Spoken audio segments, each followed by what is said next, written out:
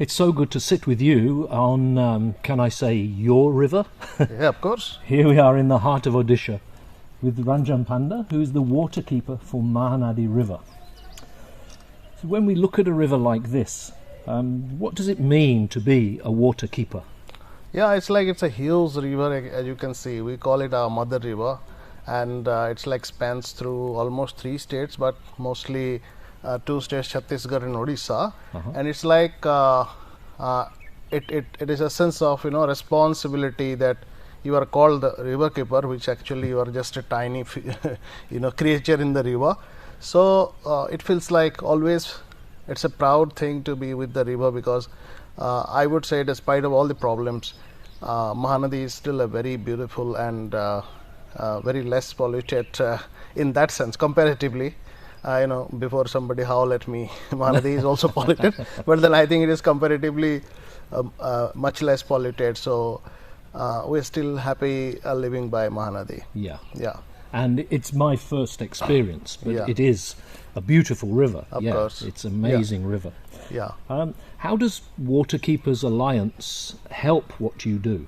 Yeah, basically Waterkeeper Alliance, is more of a sort of peer-to-peer learning kind of a group. Okay. They have support, mostly technical support. Many river waterkeepers, river and waterkeepers across the world, they are doing like numerous kind of work. Yeah. Like for me, my work is different because my background is different than maybe another waterkeeper in somewhere in the US who is a wildlife expert. Yeah. So they have some expertise, I have some expertise, so it's an exchange, and then you have resources available through Waterkeeper on several things. For example, if I am looking at the impacts of dams, for example, then many waterkeepers would be having, even Waterkeeper Alliance would be having a lot of information for that. So I can always correlate. Then you have expertise to share from other experts, other groups involved with the Waterkeeper Alliance. So it's kind of more of a learning and support alliance for me. Yeah, so like a platform. Yeah. Yeah, okay. And I was going to ask about your background. We'll come on to that shortly. But do you need any specific training to be a waterkeeper?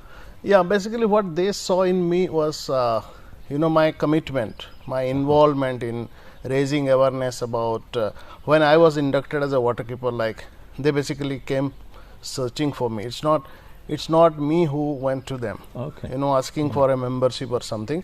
So they came to know about me from somewhere. They contacted me. They saw my work. They observed for some time. And then they said that would you like to be one? So then they induct you. So kind of my work on that particular time, I was engaged in an intense campaign called Healthy Rivers, Happy Cities. Right. So we were taking on citizen monitoring of the river and trying to raise awareness through schools, through citizen groups, even raising the issue with the government. So that time Waterkeeper saw that this person is very much dedicatedly involved in some sort of conservation efforts in Mahanadi. So if he comes to our alliance, it is a mutual benefit. Yeah, okay. And what is it about your background that informs how you work with the river? Yeah, basically, see, I studied economics, psychology, then in my graduation, up to my graduation, then I decided to switch over to sociology, and I started to understand mostly 2 things. The water systems in the central highlands of India, and how traditional knowledge and practices of water management was actually whether helping or it has already disappeared, the people. So that is one. The other one, I was also looking at the kind of forest conservation efforts by mostly indigenous communities, rural communities, and the interlinkage between forest and water. So during that time, I realized that there are issues that you cannot approach without understanding a river. So my induction to river systems was more socio-cultural and ecological, and I started to understand the rivers, their systems, because one of the oldest and largest dams also happens to be in my backyard in Mahanadi, that is Hirakud. And I was already studying bits of Hirakud, how it has impacted displacement of people, how it has submerged forests, how it has actually changed the microclimatic conditions in and around the region, and how the fishes and their movements have been impacted. So kind of all these made me attracted towards the river system, because I love to play in river. I was a very natural swimmer since my childhood, and I live by the Mahanadi, and we always would like to jump into Mahanadi, play. So for me, Mahanadi since my childhood has been a river of joy, and rivers to me, that's why are actually a place to actually sort of enhance your life with joy, happiness. And I always try to see river through that, and of course the relationship that communities have with rivers, and how they are changing. So my understanding of rivers will be more I would say human ecological, rather than very specific on wildlife species, and kind of in all those cases I always love to learn and work with other experts on whenever there is a need. Yes. And there are a few things you said there. So for instance, you said about how you need to understand the river, but it sounds like you are also the ideal person to understand how people affect and influence the shape of the river landscape, exactly. Like you said with Hirakud Dam, etc. And the importance of local communities. So it's quite ironic in a way that your position now very often takes you far away from India. So we'll skip over that for now, because obviously you're a spokesperson for your river, and the idea of sharing experience and interest, etc. But please explain why it's important for people to take interest in their local river. It is very it is very important, because something that I have been saying nowadays, and I have been studying in a way while working with people, and mostly the youth and other generations. One thing is for sure, that rivers space has been shrinking in geographically, in our minds, in our perceptions, in our dreams, in our imagination, in our societies, in our cultures. It's like everywhere the river is nowhere now. So we always take pride in India. For example, Mahanadi is like my mother river. We worship in many places of Mahanadi. There are temples across the river, on the bank of it, near the riverine, floodplains, nearer to the societies nearer to the river. So everywhere we have this worshipping culture. But then, do we really worship the river? Do we really understand the river? So it's either you are going back to mythology or Vedas or something. If someone is very much into all those, then they still understand that okay, these rivers are like that. But when it comes to the new generation, the people who are only studying rivers in their maximum in their some courses, for them it is just a subject matter to study and to pass an exam. So that is how a society has degraded. So that is the reason, and if that degrades, if people stop understanding river as a common, as a resource that is interlinked with everything they are actually benefiting out of the ecosystem, then there is a danger lurking before our heads. So I think that is why I have been thinking and I have been doing is river education. Educate people about river, its importance in your life and everything, culture, economy. So it's okay that you get tap water now. You don't have to come to the river to bathe. You just have to go there for picnic or recreation sometimes. But that doesn't mean that the river doesn't exist, and it also doesn't mean that river doesn't exist in the monsoon summer. I had written once that do we only remember our rivers when it floods? Exactly, that's what the society does nowadays. If it is flooding, if it is impacting human societies, then people start recognizing, oh, there is a river which is a culprit.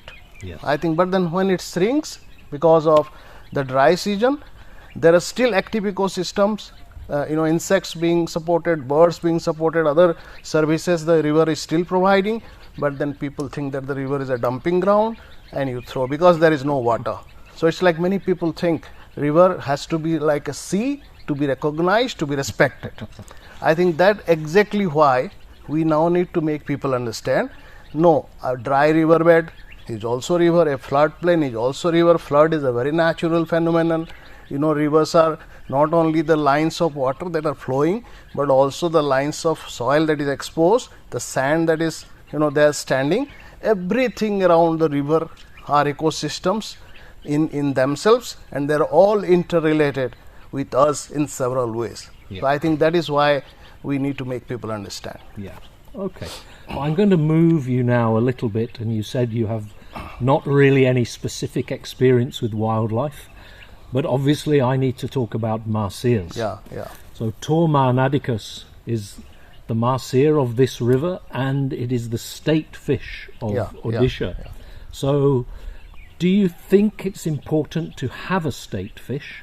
And do you think local people really understand what it means? Is it an active symbol for local people? Yeah, I think it is always important to have this kind of symbolisms, because people are cult worshippers in India mostly. So people always want to look upon to something, and governments maybe for that they declare species.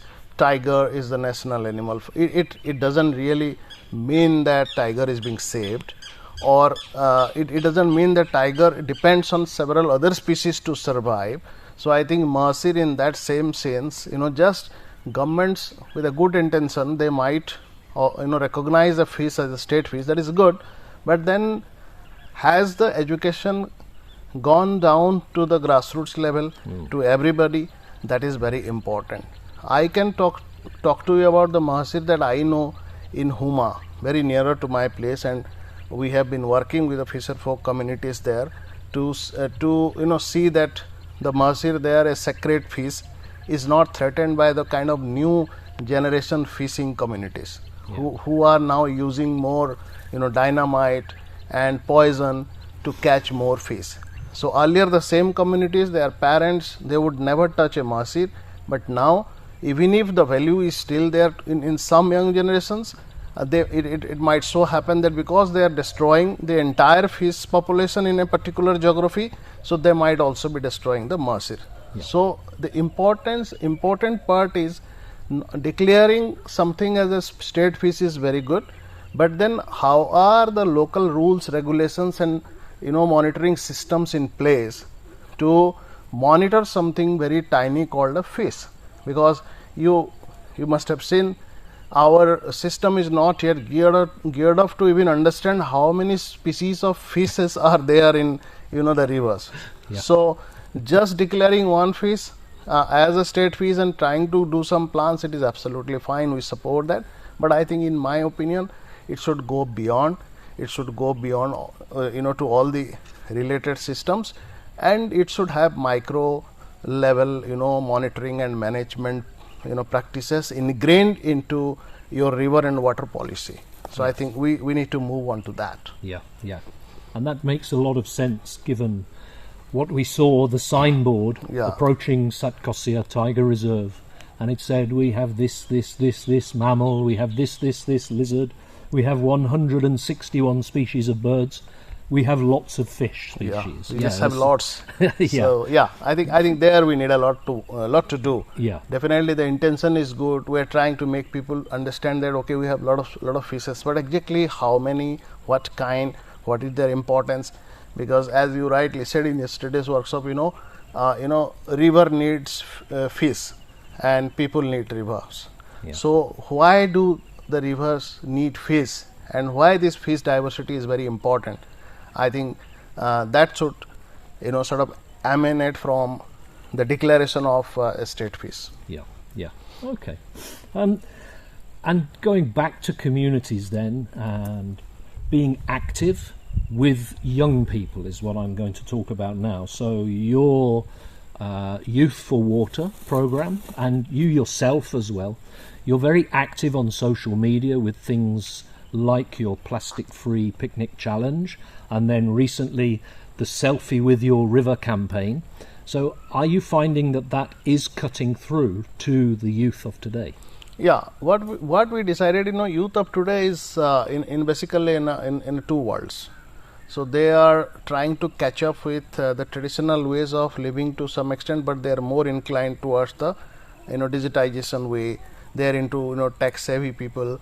So and they can only be attracted to an issue if you engage them in the in languages they understand. Yeah. So that's the reason from the last two river conferences we have started this Selfie with Your River contest, and we have got tremendous response. It doesn't, I cannot say whether it has actually increased the awareness about rivers, but I think at least when they get involved in such campaigns, there is a chance that they will look into the updates, because once they are enrolled with us, we keep on engaging them, we keep on sending out information and all in involving them in other campaigns, and everywhere we are trying through video messages, other things, involving them through the messagings on how important it is to protect rivers and water bodies and your natural waterways and natural spaces. So I think we should keep on at a point of time when youth is mostly going into skin deep knowledge of everything through the WhatsApp University and other kind of institutions or systems. I think it is always a challenge for people like us to keep innovating the ways to involve the youth. Yes. And that is really challenging, but we have to. We don't have a choice. We have to do that. So I think the Youth for Water campaign that started in 2019 March from the third river conference, we have been basically trying to innovate these new ideas. The picnic challenge, plastic-free picnic challenge, basically caught imagination of a lot of youth. So this is a second season has just ended in February, and it has actually grown monumentally compared to the first season, and even the government's imagination it could cut. So I think government also reached out to several people. So our outreach increased because the government also advertised for it and all. So I think once the youth are convinced, I think whichever profession they are taking, whichever subject they are studying, whichever field they are, I think once they are convinced that our future is in jeopardy, we are going to be in trouble, and the trouble that we see for farmers or fisher folks or labor class is actually not going to stop there, but also going to happen to us someday. So I think there is a chance that they will gradually increase in this kind of conservation movements.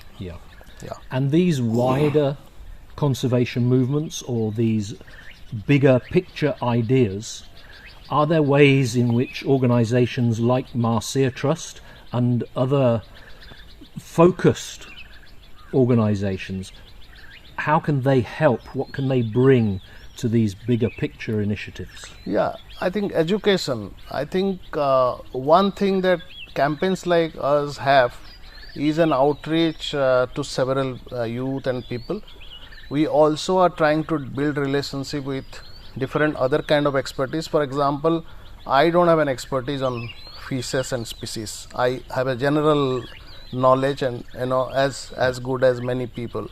So Mahseer Trust, for example, can help me help the organizations here in understanding the importance of fishes, in basically focusing on certain research and other activities where youth can engage and understand the importance of fishes in the healthy ecosystems of rivers, and also in several other innovative ways fishes can be brought into the mainstream of thinking, dialoguing and initiatives, like something that we discussed in our river conference just yesterday. So definitely Mahseer Trust can be of help, and after interacting with you, we have also been trying to understand the Mahseers of Mahanadi and other rivers. So that is also a way we keep on sort of increasing our understanding and outreach. Yeah. So definitely yes. I wish you luck with that, because Thank you. I mean, even we don't fully understand a lot of things about Mahseers. Yeah. So we spoke briefly earlier. I have a few more years over you, but basically one day soon we will be elder statesmen of rivers and fishes, etc. Yeah. At what time do you think now is their chance? Now it's time for somebody else to take this thing on. When it comes to somebody else to take, I think even today there is a chance. So I don't think that I will retire. You know, I think that I'll just die whenever, and I will talk about rivers till my last breath. Next to a river. Next to a river. So I don't think that the transition has to happen only after someone has gone, and that's exactly why I have never stuck to an sort of this system that I am the only person who should be considered. Like they call me the waterman of Odisha, but I always say every school, college, I say you all are waterman, water boys. So you just carry on. Yeah. It's not that someone I'm not in that cult image kind of a person. But then people understand that language. So when you are invited to somewhere, if it is written waterman, people look at you. If you are just say a human being, people don't look at you with the same respect. So I think that is how the society operates. So my point is, we should have every person around us develop that knowledge and skill, and they can take charge. It's not I am dedicated to this cause, I have devoted my life so far. It doesn't mean that the next generation will do the same. They might do their own work and they might dedicate in a different way. Some people might dedicate completely. So let us, in my opinion, we should start creating these brigades, this new generation.